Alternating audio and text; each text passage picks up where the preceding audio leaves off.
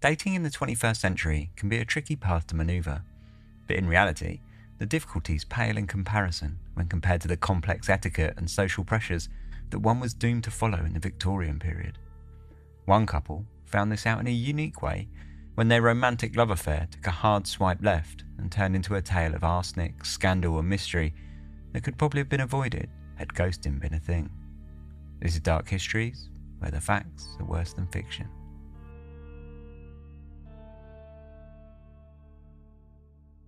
Hello and welcome to Dark Histories. I'm Ben, as always. This is Season 6, Episode 16, I do believe. Just a small little thank you this week before we start. I just want to say thank you to Craig, who sent me a book from the Amazon wishlist, which I used quite a bit for this episode. But also thank you for the very touching message that came along with the book. I'm just glad that Dark Histories can be something of an escape for people, because it's an escape for me too. So I'm glad it kind of it works out for everyone. So yeah, thanks very much for that.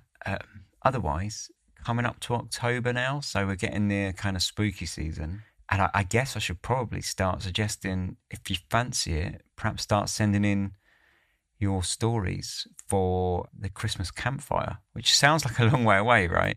But I might as well kind of put the shout out for it now, because it's only a couple of months before I'll start thinking about putting it together.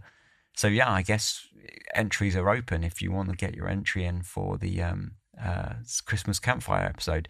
So that, if you can just go ahead and email contact@darkhistories.com. But yeah, I guess from now on, the entries are open until, I guess sometime in sort of December, well, I'll close the entries off. But obviously that you've got plenty of time yet. But yeah, if you fancy it, I will start putting Christmas campfire stories to one side for the episode. So yeah, with that said, let's crack on. Today's episode is called Madeline Smith and the Dangerous Game of Dating in the 19th Century.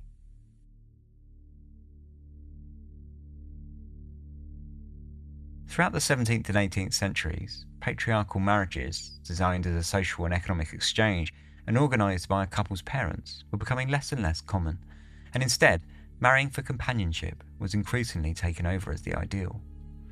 Despite society's rigid grasp on strict gender roles, this concept nevertheless managed to progress further than ever throughout the 19th century, when the sentimentalisation of love and equality in marriage came to the fore. This was expressed in poetry, art, and in books by authors such as Charlotte Bronte and Thomas Hardy. By the late Victorian period, there was a glut of marriage manuals published that impressed love as being the singular most important factor for a happy marriage. For young girls coming of age, love was a distinct focus, suggested to be the leading activity for a woman's life, whilst for the romantic gentleman it was aspirational in nature and able to transform barbarians into men. In the 19th century age of industry and efficiency, however, the ideal often remained as just that, and was out of reach for many, never anything more than an aspirational daydream. Despite the romance of the floral prose bandied about in your average Victorian love letter, one was expected to keep one's head, receive advice and counsel from family and friends, and make decisions on love and relationships very carefully, and a parent's opinion on the choice of marriage partner was still paramount, especially since marriage below the age of 21 required parental consent by law. Assessing the rank and character of a potential suitor made up a large part of the choice, and so, even as marriages moved more towards the ideal of companionship, certain considerations were frequently still in place, especially from those families in the higher echelons of society, with heirs or heiresses. Introductions would be made before a young couple could even talk to one another, much less spend any amount of time together. A young man approaching a woman out of the blue would be seen as uncouth, and a young woman doing the same, was simply unimaginable. If introductions went well enough, a dance or a cup of tea together, hawkishly watched over by a chaperone, was a potential reward, which could then open the doors to the act of walking out together if both parties were favourable. Literally, the act of going for a thoroughly awkward walk together, where a chaperone would keep both parties at an acceptable distance. If all of this went to plan, the the couple could eventually begin the process of keeping company. A fairly intense affair where both parties, in relatively challenging situations, were expected to weed out any undesirable behaviours from one another, such as expensive pleasures, low and vulgar amusements, and foppish, eccentric, or very slovenly appearances. Often chaperoned, at least until a formal engagement was agreed, meetings between potential marriage partners who were keeping company were tightly controlled social encounters, either in public or at private social gatherings, where more often than not, the bride-to-be's parents would be present. Going for walks together around town, afternoon tea with parents, attending a family dinner party with friends, or attending sporting events were the most common dates, and afforded little privacy between couples.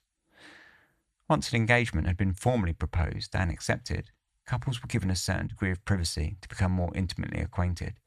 However, not at the expense of common Victorian decency. Holding hands on walks, which were no longer chaperoned, was a real highlight, just as long as it all happened whilst the sun was up. With the introduction of the penny post in 1840, letter writing boomed throughout society and was especially popular among those in blossoming courtships, where writing love letters quickly became very serious business. Penning long, flowery messages back and forth between partners was not only an opportunity to express one's feelings of affection and love without the watchful eye of a chaperone to make things awkward, but also a demonstration of genteel performance. Much like everything else in Victorian life, social etiquette and adhering to a proper form were paramount, clashing with the more romantic ideas of expressing one's secret emotions in painfully flowery prose. A slew of manuals followed, instructing young would-be lovers in the delicate art of writing love letters. Men were encouraged to squeeze out all of their poetic ability in order to woo the woman of their dreams, whilst women were expected to keep their heads and write restrained, rational replies. Either way, for both parties, it was an opportunity to express emotions that would be deemed most improper in public. Ultimately, a good standard of English trumped all else, as the letter writer for lovers advised. A love letter never loses by being couched in grammatical terms and with due regard to style and diction. Love, like many other things in Victorian culture, was nothing if not a complex contradiction, and it was carried out within a strict rule set, whilst at the same time expected to be experienced as a softly focused daydream. The working classes certainly had things much easier in this regard, and every aspect of dating was more relaxed in comparison to the processes their middle and upper class counterparts had to contend with. However, even the working classes were subject to the same societal pressures. Courting was, all told, a decidedly tense affair. For those young couples who were able to navigate it successfully, a long, satisfying marriage was the ideal outcome. But for those that tripped up along the way, and especially for the women, shame, outrage, and scandal that could leave a reputation in tatters was heavy on the cards and could lead to genuine life-threatening situations, at times figuratively and at others quite literally. In 1857, a young couple in Glasgow would discover quite how heavy this pressure could be when their romantic pairing, socially incompatible yet so exciting at first, ended in poison, murder, and a scandal that excited the entire nation. Pierre-Emile Langelier, more commonly referred to as Emile, was born on the 30th of April 1823 on the Isle of Jersey, the largest of the Channel Islands, situated off the northwest coast of France. His parents, Pierre-Jean Langelier and Victoire Mélanie Delacroix, had married a year earlier after a brief courtship. Pierre-Jean was a French-born anti-monarchist who had fled to Jersey with his brother 9 years earlier to avoid political persecution, where they'd set up a successful plant nursery. Victoire was Jersey-born and was the daughter of a wealthy merchant. Therefore, socially speaking, it had been a good match, and Emile grew up in a comfortable but somewhat cramped environment in the house above their shop with his 2 younger sisters and younger brother. The fledgling family eventually moved into larger premises in a fancier neighbourhood just round the corner from the government offices of La Place Royale. Despite speaking French at home with his family, Emile attended an English school until he was 12 years old, before he was apprenticed to a nearby nursery owned by a friend of the family in order to groom him to take over the family business. Plans were thrown by the wayside, however, after Pierre-Jean died in 1840, leaving the business under the care of Emile and Victoire, who now found herself having to support an entire family and run a business on the side. With the help of their daughters to run the shop, The family did manage to muddle through until 1842, when Emile set Sir Francis Mackenzie, a Scottish landowner and wealthy customer of the Langelier nursery. Mackenzie needed a groundsman to care for his gardens back home in Scotland, and he proposed the idea of taking on Emile to Victoire, who, coping perfectly well without the help of her son, agreed to the suggestion, happy with the extra paycheck that Emile could send home every month. It was the start of a grand journey for Emile, who sailed to Southampton in the south of England before taking a train all the way to the north and settling in Edinburgh, where he continued his botanical education at the Dixon and Company Nursery, giving him the opportunity to get firmly to grips with the extensive collection of exotic plants that he would encounter on the Mackenzie estate. Despite the unexpected death of his father, Emile had managed to secure himself and his family something of a safety net. However, things were once again turned upside down by another death when his new, wealthy employer died of a stroke just a year after his arrival in Scotland. Suddenly, Emile found himself in a shocking position, with no money, no job, and no way to get himself home to Jersey. Luckily, his hard work had paid off when Dixon and Company agreed to keep him on, a decision that would at least allow Emile to avoid destitution and eventual homelessness.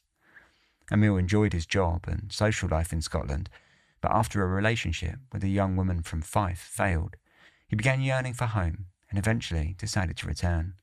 In 1846, he thanked his employers, packed his bags, and hopped on a train back south to the docks that had delivered him to England 4 years earlier. Once home, it did not take long before Emile realised how small the island had become since his leaving.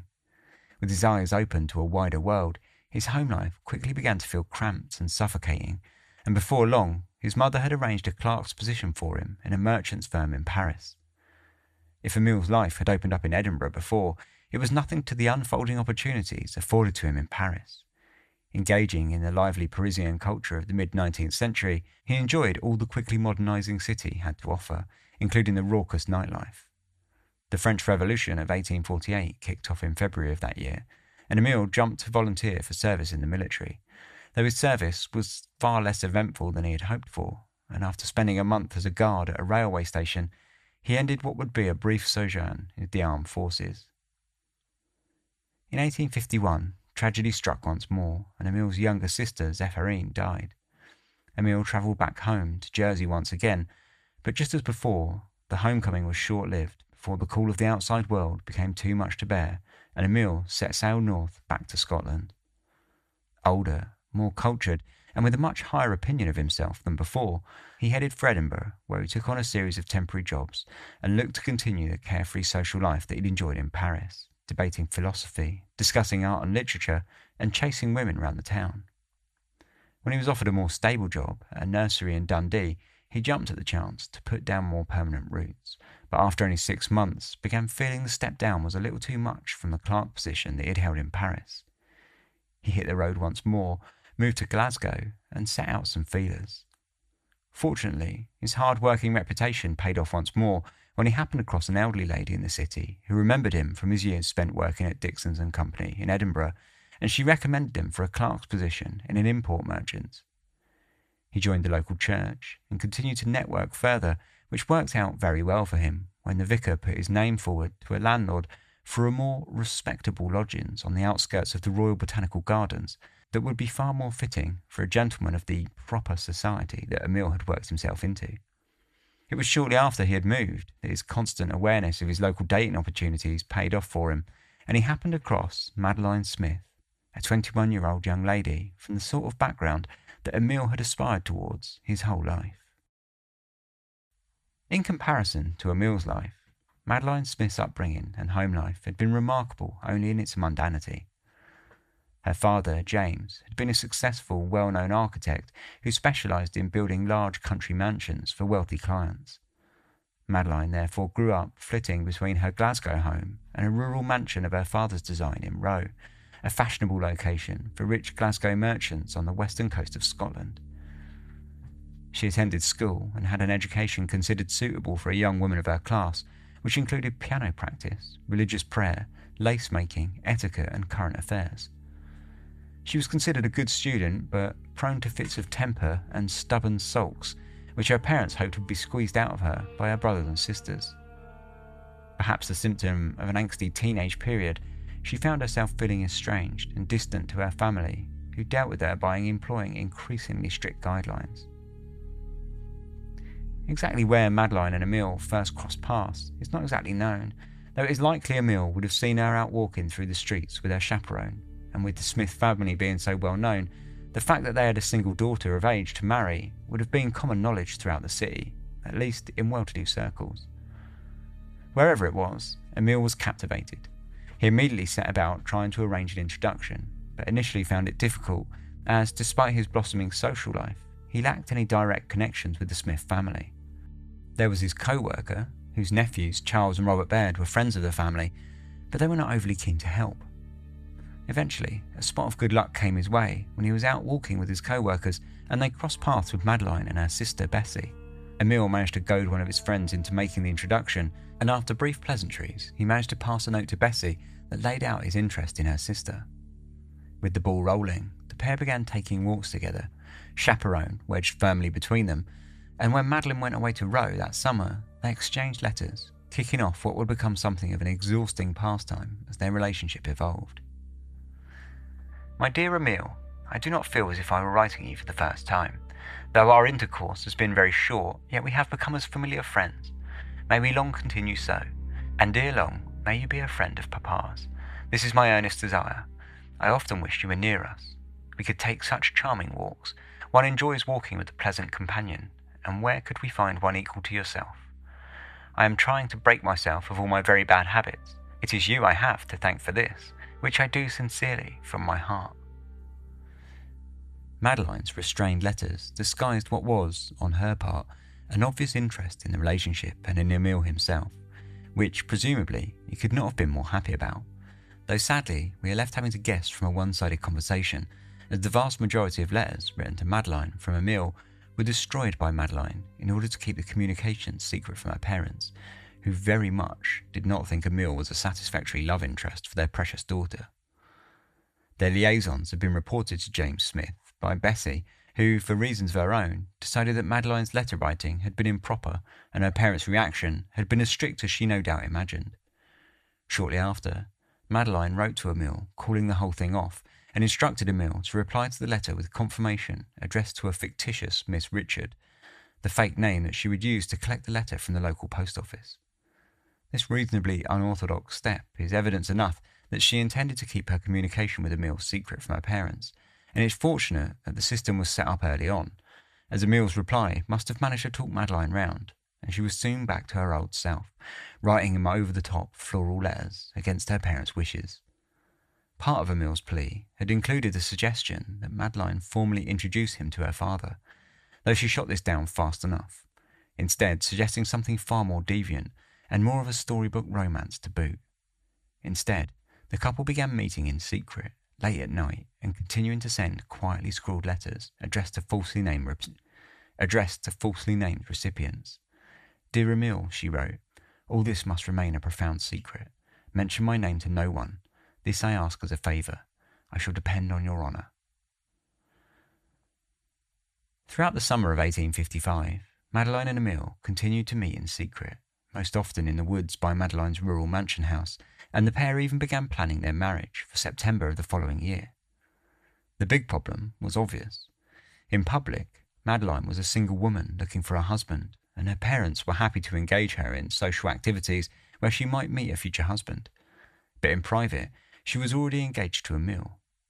This caused some friction between the clandestine couple, as Emile did his best to pressure Madeline into withdrawing from social activities, even going as far as asking her not to walk down certain streets, whilst Madeline continued to deflect any efforts put forward by Emile to be introduced to her parents in order to make their engagement official. Money was not the issue, she assured Emile, and promised that eventually she would do her best to introduce him to her parents. But no sooner had she brought up the topic with them, she was once again writing to Emile to break off their relationship. Her father despised Emile, she said, and her mother hated him, telling her daughter that she would rather see Madeleine dead than married to Emile. This was fairly extreme, but at the same time it confirmed that their consent would never be forthcoming. Emile was not at all happy with the outcome and wrote to Madeleine to tell her so. His reply is one of the rare letters that survived in the form of a draft found several years later. Madeline, in the first place, I did not deserve to be treated as you have done. How you astonished me by writing such a note without condescending to explain the reasons why your father refuses his consent. He must have reasons, and I am not allowed to clear myself of accusations. What am I to think of you now? What is your opinion of your own self after those solemn vows you uttered and wrote of me? Madeline, you have truly acted wrong. May this be a lesson to you. Never trifle with anyone again. Emile accused Madeleine of playing fast and loose with her promises to him and of being deceitful to not only him, but to her father at the same time for concealing the depth of their relationship.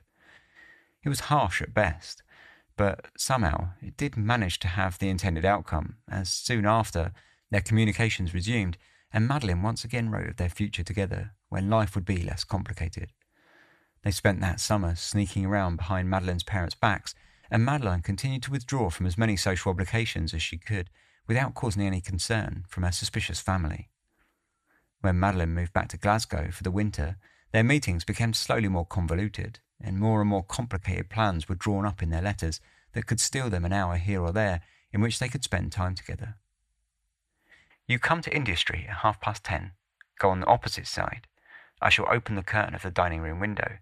If I do so, then come over to the door, and if all is clear, I shall have it open for you to walk in. I hope it will be all right. We shall have an hour at least. Inevitably, Madeleine's mother found out about their meetings and came down on Madeleine hard, agreeing not to tell her father, but forbidding her to socialise at all for the remainder of the summer of 1856.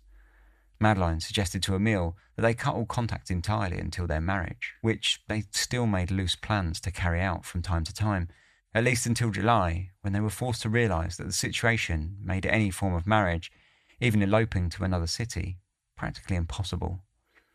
It was a blow to Emile, who had hung his hopes on their September wedding for almost a year, but it was a potentially even more concerning situation for Madeleine, as one of their recent midnight meetings had wound up with the pair breaking one of the most improper of all Victorian taboos when they engaged in premarital sex.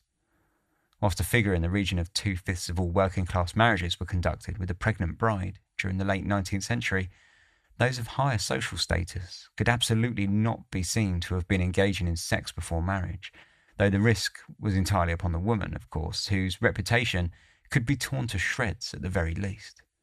Madeleine risked being disowned by her parents and getting thrown out onto the street if anyone was to ever find out, with or without a pregnancy, and things were only beginning to look more complicated as another suitor appeared on the scene that summer, sending the entire affair onto a path of destruction. William Minnick was everything to Madeleine's father that Emile was not. A bachelor in his 30s, he was a senior staff member at a Glasgow-based import merchant that James Smith had had business dealings with in the past. Already well acquainted, Madeleine's father invited him over to the Smith house to introduce him to Madeleine, and then continuously all throughout that summer and winter. Hoping to head off any rumours, Madeleine told Emile of the man and of how she didn't much care for him at the earliest opportunity. By that September, when the couples had originally planned to marry, they were instead drifting further apart. Madeleine's letters began warming in tone towards Minnick, who she now suggested was not the beastly figure that she had once thought he was. That Christmas, Minnick spent the time with the Smith family, and things were clearly heading towards a formal proposal, which Madeleine would be unable to reject, even if she had wanted to. But the real question was, by this point, how much did she really want to? Madeleine, it seemed, was slowly tiring of the star-crossed lovers role-play that she'd been carrying out with Emile, and reality seemed to be setting in. Although she still continued to write to Emile several times a week in secret, and even managed to have her photographic portrait taken in order to send the photo alongside one of her letters, they were decidedly shorter, less floral, and even, at times, openly critical towards Emile, who she now suggested to go out and spend time with other women more often. She still signed her letters Mimi Langelier, however, and she often called herself Emile's wife. When Minnick did eventually propose to Madeleine in January of 1857, and Madeleine accepted, she decided to keep it a secret from Emile, though she did flat out end the relationship in dramatic fashion by writing to him to scold him for what she called his recent coolness. This, she said, was unacceptable and meant that it was clear that the two should part ways. This was an abrupt awakening for Emile, and Madeleine perhaps knew as much, as she hoped to minimise any fallout by writing, I trust your honour as a gentleman that you will not reveal anything that may have passed between us. I shall feel obliged by your bringing me my letters and likeness on Thursday evening at 7. Madeline was well aware of the damage that Emile could cause if he outed their relationship to her family or to Minnock, and so, it seemed, was Emile, who threatened to write to Madeline's father and send him all of the letters that he had received, which she had kept in a large collection. Madeline begged Emile not to do such a thing, and promised him that she was not engaged to Minnock nor anyone else, but simply that her love for Emile had faded, and that by breaking up with him she was making sure that he could have a happy life in another marriage where both partners could be happy. There was, between the couple, a fragile type of reconciliation, but Madeline began making a series of rather strange purchases that hinted at a darker set of emotions beneath the surface. On the 10th of February, she sent the houseboy to purchase a vial of prussic acid, better known as hydrogen cyanide, though the pharmacist refused to sell it to him. 11 days later, she bought a small amount of arsenic for 6 pence from a different chemist and signed her name and address in the poisons ledger, writing that it was needed for a garden and country house.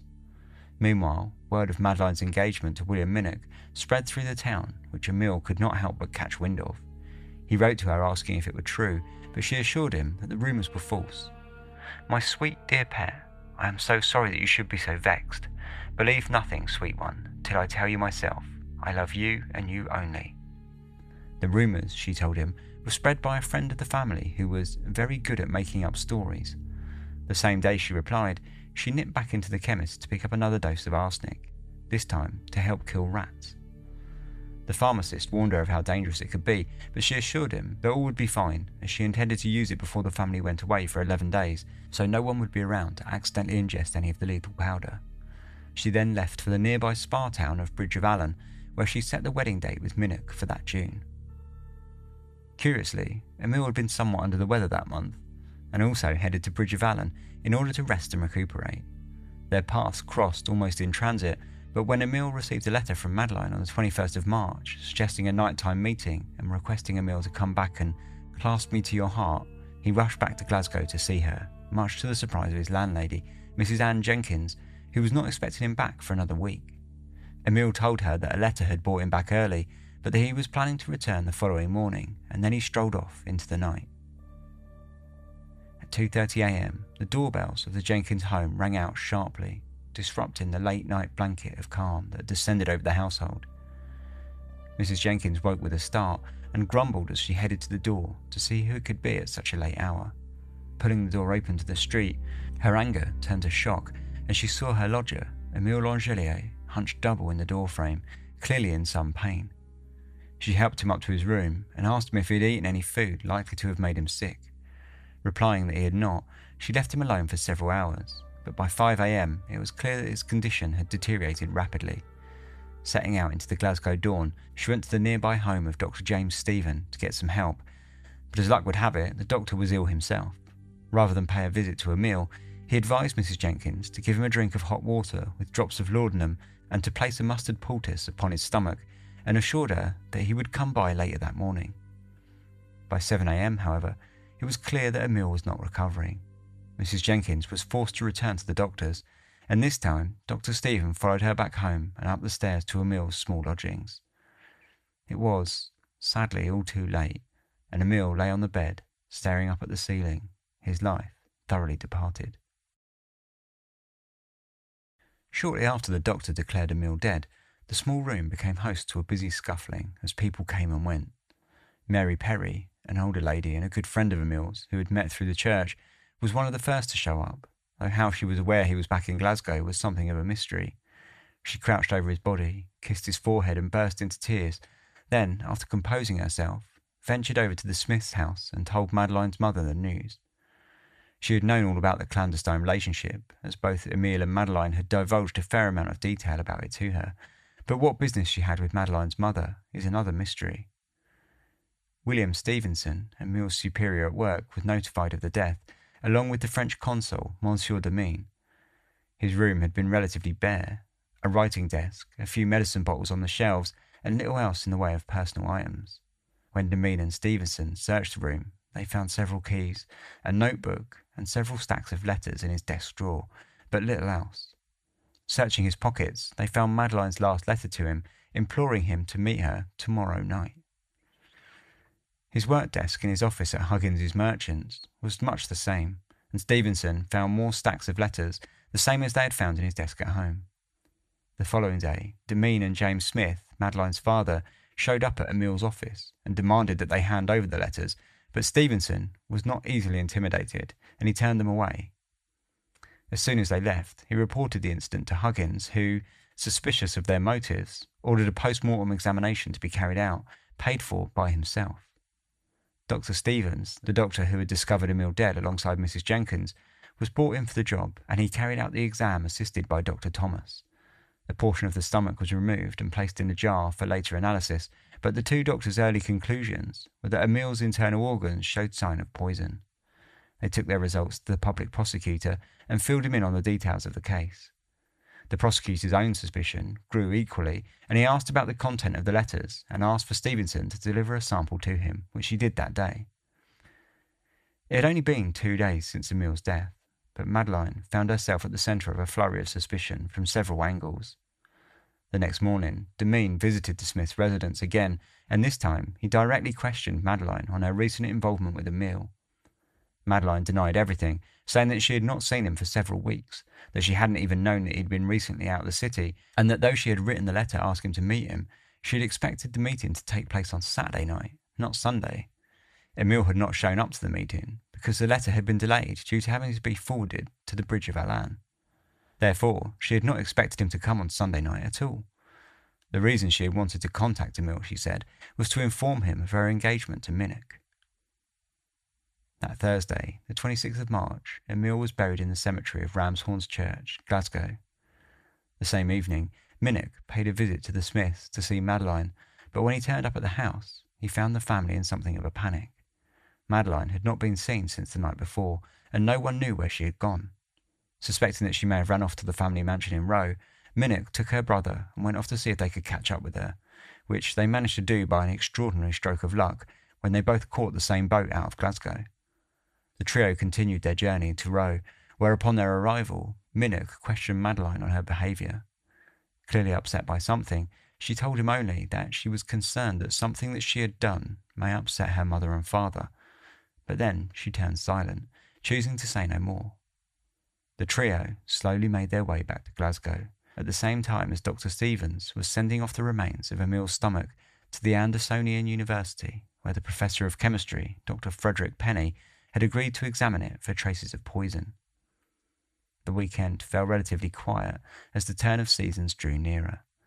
But as the noonday sun sat above Glasgow on the 31st of March, the Smith household was in a considerable fluster as Madeleine found herself arrested on 2 counts of attempted murder and a single count of murder. The public prosecutor had seen enough with the doctor's reports and sample of letters to suspect that Madeleine had something to do with Emile's death, and she was taken to Glasgow jail, where she was given the chance to sign her statement of defence. In the statement, she stuck to her story for the most part, that she had not seen Emile for weeks, that she had not known he had been away for his health, and that she had bought arsenic, but had been using it on her skin as a cosmetic, a technique that she said she had picked up while she'd been at school. In general, she was quite honest about her and Emile's relationship, though she missed out the part about them having sex, and she concluded with the firm statement, "I never administered, or caused to be administered to Mr. Langelier, arsenic or anything injurious, and this I declare to be truth." Whilst Madeleine sat in prison, perfectly relaxed by all reports, Emile's body was exhumed less than a week after its burial. This time it was closely examined for signs of poison, and the 4 doctors that pored over the remains found just that, with obvious damage to the intestines, rectum, liver and brain. By the 3rd of April, the national press had picked up on the story, though details had been rather vague, but the next day, Saturday the 4th, full stories started to leak out across the nation. The thought that a highly and virtuously bred young lady could destroy her lover is too appalling for belief, but the public voice supplies a reason in the circumstance that a gentleman in a much more promising and prominent position in life than that occupied by Langelier had become a suitor for the young lady's hand, and that he had been accepted by her and her parents. This we set down as the rumour of the day. Meanwhile, while the young lady is in the hands of justice, there is nothing in her proceedings, so far as is known, incompatible with innocence. The piece was not shy with the details of the case, and it used full names to link the arrest with the Smith family. James Smith acted swiftly, employing a team of solicitors to not only represent his daughter, but to work to shield the family from the incoming scandal. They must have had some success, because the story was kept relatively quiet in the papers for some time, quite opposite the noise on the public voice, as gossip flew around the streets and pubs of Glasgow like wildfire. On the 29th of August, it was reported that Madeline was to stand trial the very next day in Edinburgh, where she had been transferred 6 days earlier in the hopes of gaining a more neutral jury. The next morning, Madeline was brought into the courtroom, where she was given the opportunity to plead guilty or not guilty to the accusations that she stood on trial for. At the time, a defendant in Scotland had no right to speak in court on their own behalf, nor were they allowed to be called to the stand, so Madeline's quiet reply of "not guilty" would be the only words she spoke throughout the entire trial. Sitting down in her brown silk dress and straw bonnet to watch the events unfold before her, she maintained a calm, confident demeanour, much commented on by an impressed crew of journalists who documented the case day by day for the excited public who were falling over themselves awaiting details of the latest scandal. Over the following 9 days, nearly 120 witnesses were called to give evidence for either side, and over 300 letters were read aloud to the courtroom, the vast majority in a single, very long day. From 7 a.m. each morning, people stuffed themselves into the square outside the courtroom, hoping to secure a seat for the day, including a dozen ladies who had brought along their stitching to pass the time. At 10:30 a.m., her indictment was read out to the court, and then the case for the prosecution was underway, or at least it would have been had the court not been kept waiting for a further 2 hours by Dr. Penny, who was heavily scolded by the judge for showing up late. Finally, the 15 members of the jury were sworn in, and the trial began in earnest. The prosecution began by calling Mrs. Jenkins, Emil's landlady, who explained to the court that 3 periods of illness that he had suffered before his eventual death, as well as furnishing the room with a shining review of his character, something which became a standout feature of all the witnesses who called him a well-conducted young man. Mr. and Mrs. Towers gave evidence that during his recent trip to Edinburgh, Emil had told them over a dinner that he had suspected his illness to have been a poisoning, but when asked who might have done such a thing, he kept quiet and had no answer.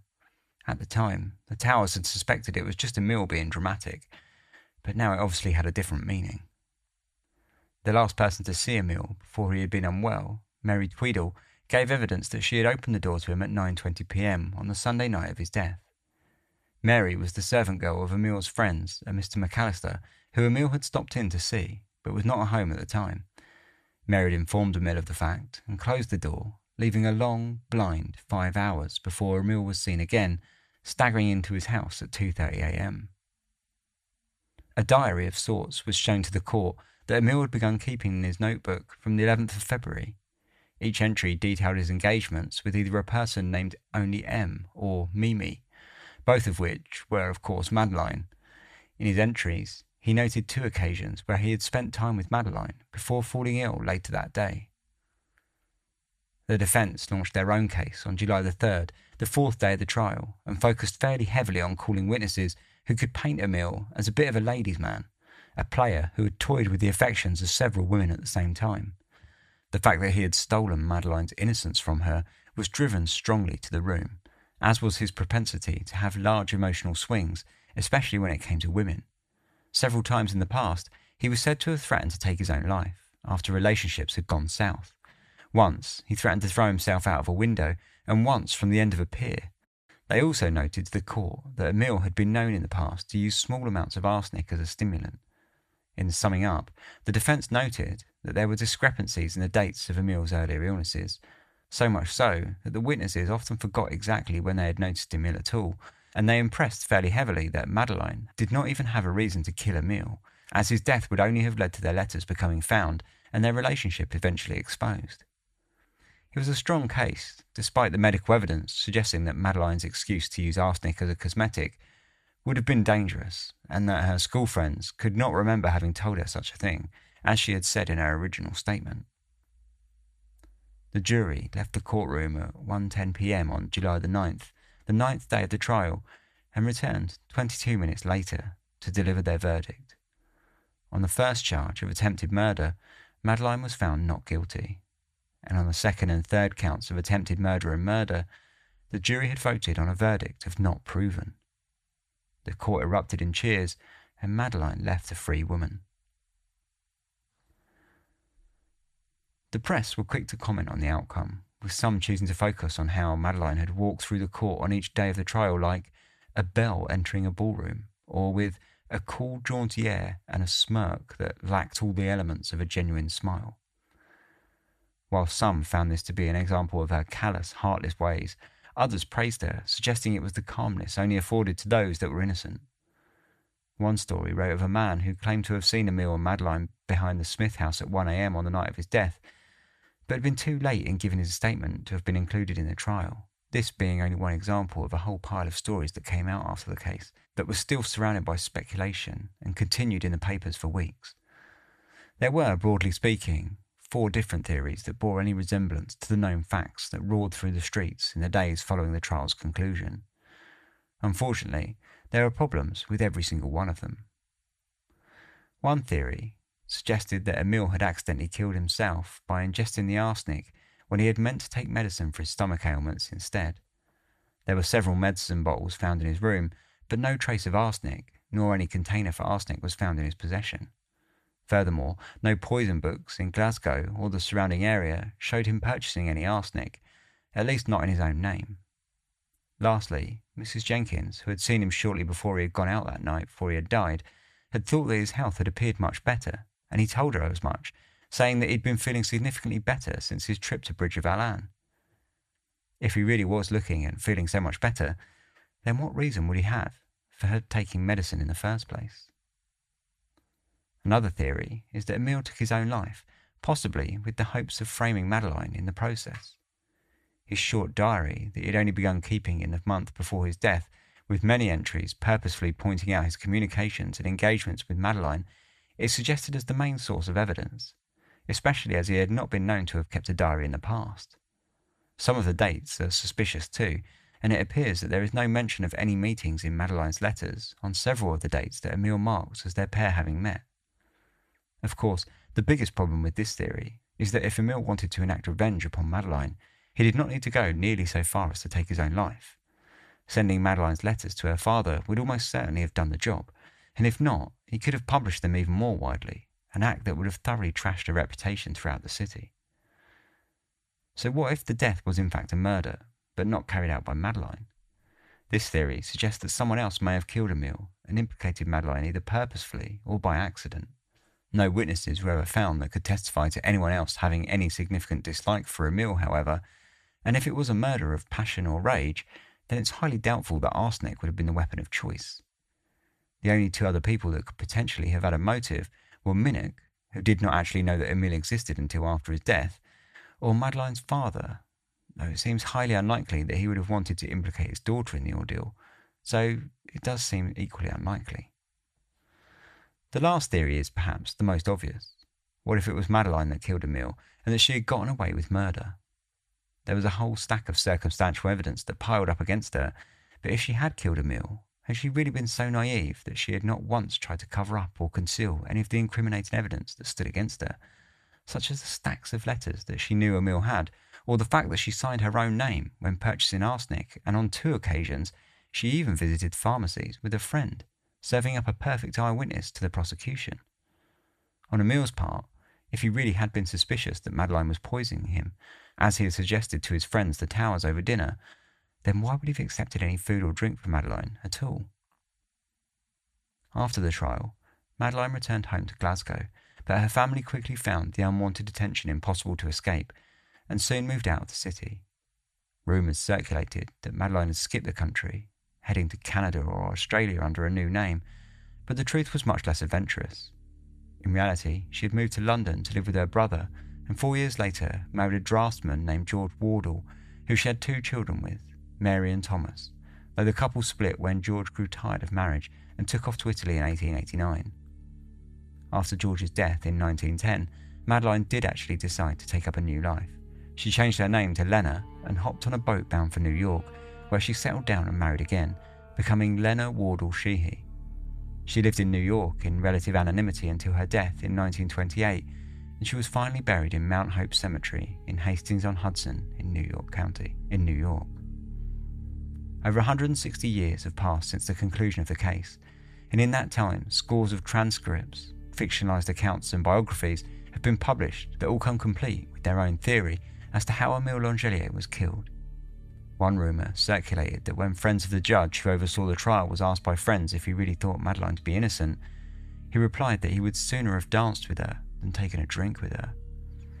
In the end, though, we are left only with the scores of theories and witness transcripts with which to pore over for hours upon hours if we hope to find our own answer, proving true the phrase printed by one paper shortly after the case that concluded that the answer would long remain the theme for ingenious conjecture.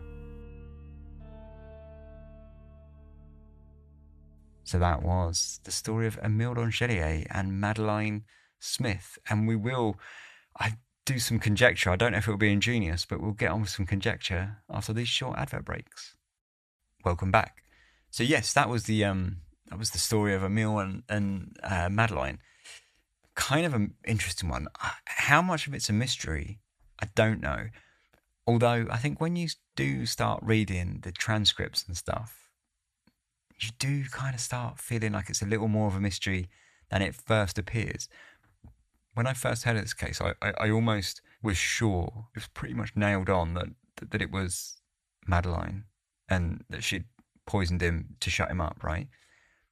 But the more you read into the transcripts and stuff, like I say, the less that seems like it could possibly have been the case. Some of the transcripts are hilarious, just to get this out of the way before we start, because it's just so funny. So, like, obviously this was like mid-19th century, and the legal language in the courts was very funny, right? But one of the day's transcripts was in a newspaper that I found, and bear in mind this newspaper, right? I think it had about 6 columns on the case, so it was quite a big piece. But still, 6 columns, space was relatively tight, right?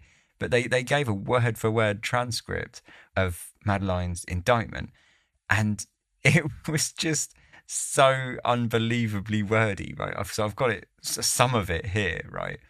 And it started, "Yet true it is, and of verity, that you that said Madeleine Smith or Madeleine Hamilton Smith are guilty of the said crimes, or one or other of them, actor or art and part, in so far as one, on the 19th or 20th of February 1857, or on one of the other days of the month, or of January immediately preceding, or of March immediately following, within or near the house situated in or near Blythwood Square, in or near Glasgow, or situated in or near Square, and in or near Main Street, both in or near Glasgow, then occupied by James Smith, architect, your father, then residing there, and with whom you then, and there resided you that said..."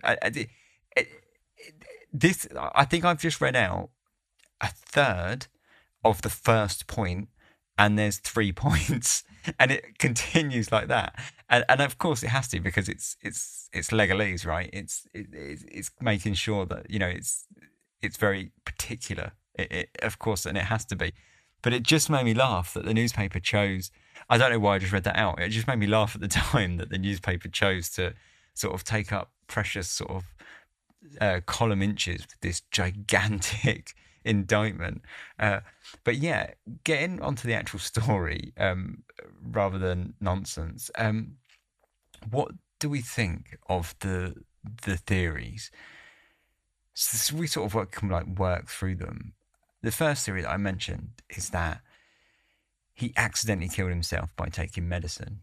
This is a strange one, because I don't think it's true, for starters. I'll start with that. And the reason I don't think it's true is because he was feeling a lot better, and basically there were 2 people that saw him that day that said that he was looking a lot better than he had. I think it was Mary Tweedle, the servant girl, and his Miss Anne Jenkins, the landlady, and both of them said that he was feeling a lot better. And he actually had an entire conversation with Miss Anne Jenkins about it, and she said to him, like, "Oh, I didn't expect you back from the Bridge of Allan so soon." And he sort of said to her, "I'm going back the next morning, so could you please wake me up so I can catch the first train. And then she said to him, "Oh, you're looking a lot better." And he sort of replied to her like, "Yeah, I'm feeling a lot better too." I'm paraphrasing, but basically that's the conversation they had, right? So if you got that, I'm not sure why he would have wanted to take medicines at all. But the next part it is quite strange. Is during the court case, they made quite a big fuss of the fact that Emile didn't really like taking medicines. He was known to not like taking medicines. But what I don't understand is why, when they cleaned his room out, were one of the only things in the room a bunch of medicine bottles. I mean, what were they doing there if he didn't really like taking medicines? Those two for me seem like a bit of a contradiction. It doesn't really mean anything. It was just a strange contradiction. I don't really think it means anything. It's probably just a mix-up that's sort of gradually become ingrained. But it was a strange contradiction to me. But anyway, the medicine bottles in his room were tested for traces of arsenic, and there wasn't any. And he didn't seem to have any little like paper packets that would have had arsenic in them if he'd have bought some. I mean, obviously you don't need those things. He could have done it and disposed of those. But yeah, he was not. There was no witnesses from any of the pharmacists recognised him or signed. And his name wasn't signed in any poison books, so he basically couldn't have purchased any. So, I don't think this is really true. I think this is a bit of a stretch. I think there's just too much against it. The fact that he, I think the poison book, to be honest, rules it out almost entirely, because although you could buy this stuff, like you could buy arsenic and prussic acid and stuff, it was relatively tightly controlled. And of course you could dupe a pharmacist, but it wasn't the easiest thing to do. And so I don't think that's the case. The evidence for it is quite interesting, and this sort of leads into the fact that he might have taken his own life and hoped to frame Madeleine in the process. And it's essentially that he went to visit these friends at Towers, and he had dinner with them, and he told them, "Oh, I think I'm being poisoned," which is weird. But he did also say that if it was Madeleine, then he would forgive her. Which makes me think that he thought that Madeline was poisoning him, but he didn't want to land her in any trouble, because they sort of said to him, like, who by? And he just kept quiet. I think he had suspicion that it was Madeline, but he just kept quiet about it. I mean, firstly, that seems like an odd conversation to have over dinner, to firstly start, sort of, someone says to you, "Oh, are you feeling better?" or whatever. You wouldn't sort of, I don't think you'd really sort of say, yeah, I'm feeling much better, but by the way, I think I'm being poisoned. It's a bit of a Debbie Downer conversation, isn't it? I mean, it might be something you might speak with your closest friends, but over a sort of, a dinner, probably quite a formal dinner, there's a certain degree of etiquette. I don't think he would have brought that up. It seems weird for him to have brought that up. So then you can start questioning, like, perhaps this maybe was the case. And the other, the sort of major evidence is that he had this notebook, and in the notebook he kept a diary, but only for like a month, and he hadn't. And in the court, it was quite interesting. The defence for Madeleine had just found it completely absurd that he'd kept this diary, but not from January, because a gentleman keeps a diary, from the start of the year, from the very beginning of the year, not midway through, which I thought was quite funny. But it is nevertheless quite strange that he did only start taking it just from February.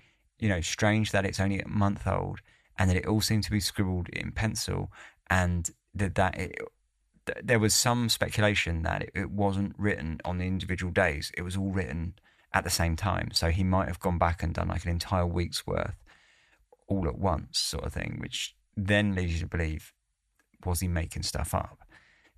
And there are also dates that he wrote down where he said, "Oh, I met up with Mimi, and then I got home and felt ill the next day," and she'd written him a letter that doesn't mention their meetings. And in all of her letters, she always mentions their meetings. She always says, "Oh, it was lovely to see you last night," or just basically things to do with it. Sometimes I'm sorry for being cold, or she basically always talks about their meetings. So it seems weird that she wouldn't have mentioned them if they really did meet up, which means that he may have made those up, which then seems like the framing her sort of comes into play a little bit more. on the other hand, you could suggest that if she was poisoning him, she wouldn't have wanted to bring them up in the letters, and maybe he was keeping the diary because he had suspicions that she was poisoning him, and he wanted to keep track of it for himself. Like, oh, I met up with Mimi, she gave me some cocoa, and then I was ill. Then it looks suspicious, right? And he can start sort of seeing a pattern develop, and it's all written down in his diary. So maybe that was why he was writing his diary. Maybe he had his own suspicions and he just wanted to keep track of it. But still, the diary is quite strange evidence. I personally don't think he did take his own life, just simply because he just didn't need to. I think if he wanted to get revenge and trash her relationship with Minnock and trash her reputation, he could have just published the letters. He could have just given them to her dad, given them to Minnock, given them to her friends, whatever. He had enough evidence there to, if he wanted to be spiteful, he could easily have done that. So I just don't think he needed to go to that extreme, unless he wanted her completely destroyed. And then I guess maybe, but that seems a bit dramatic. But then so then here's the other thing. He does seem like he was quite dramatic at times. Sort of telling his friends how he was going to throw himself out of the window and throw himself off a pier.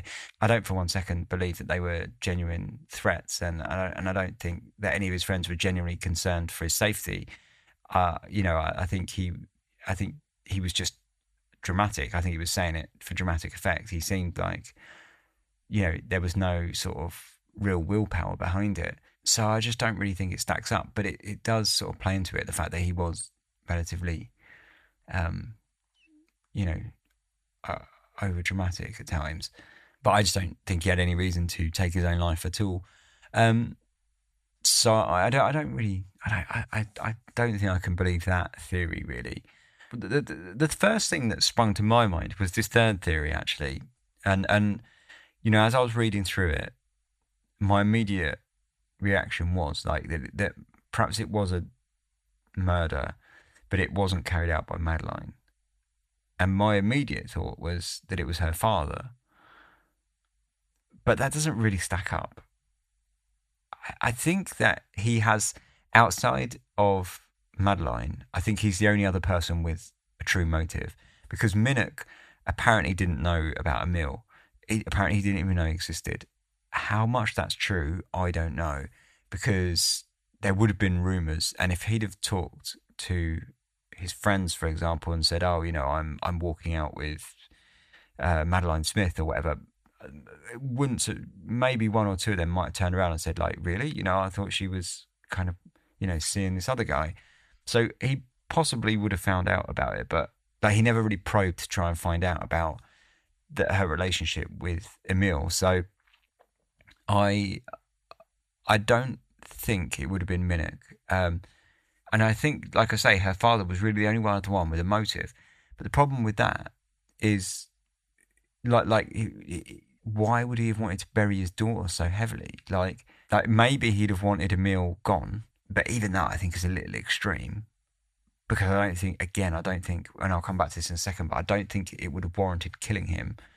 I don't think he would have done it because I think he would have known that the collateral damage would have taken out his daughter along with Emile at the same time. So I don't think it was him. And the reason I say he didn't really need to kill Emile was because, simply, Emile didn't really have a lot of choice in this. If they said no, and the parents didn't agree to the marriage, I think he would have felt that he had sufficient control over his daughter for Emile to just go away and have no choice in the matter. Being the strict sort of patriarchal father from the mid-19th century that it sounds like he was, I think he would have, even if he didn't have control over Madeline, I think he would have felt that he did. I think he would have been too egotistical to assume that she would elope, if you know what I mean. I personally don't think she would have anyway. I personally think that her relationship with Emile was essentially a bit of a LARP, like a bit of a pulp common people, She just wanted to rough it for a bit. And at the end of the day, she sort of knew that she was always going to kind of end up with someone of a higher class. And I don't doubt that she had feelings for Emil, because I don't think you would have got yourself into such trouble if you didn't. So I think she definitely had feelings for Emil, but I think ultimately, the reality, she knew that the unfortunate reality of her situation, I think, which was that, her parents would never have let her marry Emil, and that she was from a family that was very strict, and that eloping would have been too costly for her, and it would have meant giving up too much. It would have meant giving up, like a comfortable life, and her family, which I'm sure she loved as well. So, although she did say that she was distant and awkward to them. So, I think she was probably carrying out something of a fantasy with Emil. But I genuinely think there was probably feelings there, but I think she was carrying out a bit of a fantasy. And so really, we've only got one more theory left, and that's, one more of the kind of like mainstream theories, because there are a lot of other theories as well, but of the sort of mainstream theories that sort of at least focus on the facts of the story. And that's that it was Madeline that killed Emil and she got away with it. I think I believe this. I think this is the one I steer. There's a lot of, the circumstantial evidence sort of stacks up against her quite heavily. And I think ultimately things like her buying the arsenic and not disposing of all the letters first before killing him, all those things, I do think it's the fact that she was just naive. I think she didn't really understand the consequences of her actions, if you like. I think she was perhaps, and it's not necessarily her fault, but I think growing up in that sort of environment that she was, where she had very strict, overbearing parents that would have probably coddled her slightly and taken away quite a bit of responsibility from her. I think she maybe just was naive to the real world to a certain degree, if you know what I mean. I wonder if that's the case. Having read her letters, or having read a lot of her letters, I do think that she may have killed him to get him out of the way, because I think she felt cornered and in a position where that was her only real answer, was that she had to get rid of him. And I do think that she would have thought that she could get away with it, because when you read her letters, where she lies other times in her letters, you can see the confidence in her writing that she thinks she's getting away with the lies. Like, so Emil asks her, or so we have to sort of assume what Emil asked her from her replies, because we've only got one side of the conversation, right? But a few times she replies to Emil about her relationship with Minnick. So obviously in the letter that he's written to her, that obviously we don't have, he's asked her what her relationship with Minnick is, and she sort of like lies, like straight out lies to him about it, and says, "Oh, I've never, I don't like him. We're not engaged," and things like that. And she quite boldly says things like that, like, "Oh, we're not engaged." But despite the fact that she surely must have known that he would find that out, like rumors would get around and word would get out that they were engaged to be married, and she wouldn't have been able to get away with those lies. But she tells them in the letters so boldly, you can tell that she believes that she will get away with it. And I think, although that's very different to obviously killing someone, writing a letter and lying a little bit, I think it just goes to show that her mindset of how she believes that she will get away with things if she just does it with confidence, if you know what I mean. If she just says it, people will believe her.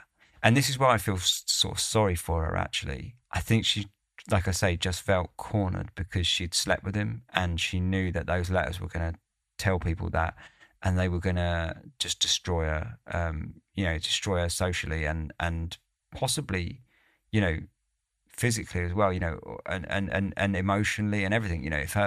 She might have been like completely disowned by her parents if they were that strict. But I mean, she would have been seen as like, and this is a horrible phrase, but sort of damaged goods, if you know what I mean. Back then, like she would have felt, my life's over if I don't get rid of him.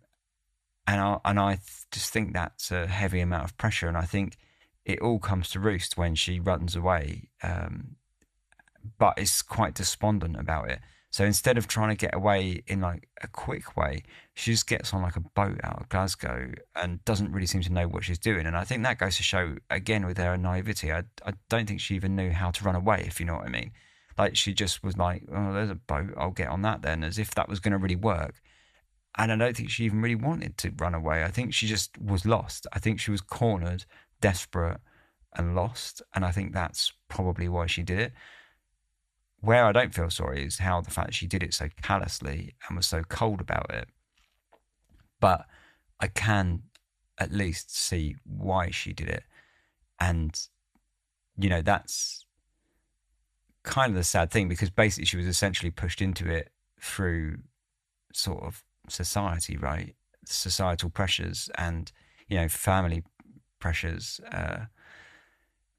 sort of pushed her into that corner. I mean, they didn't, you know, she could always have just taken the hit. You know, she could have told her parents, and her parents, you know, she could have gambled that her parents might have sort of covered it up for her, which, you know, actually, in truth, it seemed like that's what they were intending to do, because Demeen spoke to her dad, and he sort of went to see Stevenson, who had all the letters, and he basically said, like, lock them up and don't let anyone read them, and I'll collect them and until we can dispose of them. So he did seem to be wanting to sort of cover it up without anyone being able to find out the truth. So potentially he wouldn't have thrown her out, but she just wouldn't have known that, I just don't think. And I think she just felt cornered, and I think that's probably why she did it. Anyway, enough sort of like trying to figure out sort of complicated psychology of someone who feels like they're cornered. But I think that's probably my answer, and I think that's probably the theory that I agree with. It's interesting. You know, it isn't so cut and dry. I mean, I say all that, and I sort of talk myself into believing it, but then I look at some of the sort of negatives to that as well. Like, you know, why would Emil have accepted food if he genuinely thought that she was poisoning him? Suddenly you start wondering again, you know, that it's not so cut and dried. You know, would she really have been that naive to have signed her name on the poison books? Did she really think just saying it was of a cosmetic use would have been enough? I don't know. That seems... Because, I mean, I just said all that, but, I mean, that does seem naive in the extreme, doesn't it? So, yeah, I guess that's the question.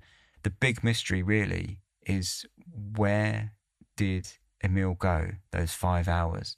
Because that's interesting. And I hadn't spoken about this, and I was going to wrap it up, but I do have to point out that 5 hours. He left his friend's house at 9:20, and he got home at 2:30 in the morning. That's a long time. In none of their meetings between him and Madeline were ever 5 hours long. They were all short, like 1 hour, 45 minutes, 30 minutes. They were all short.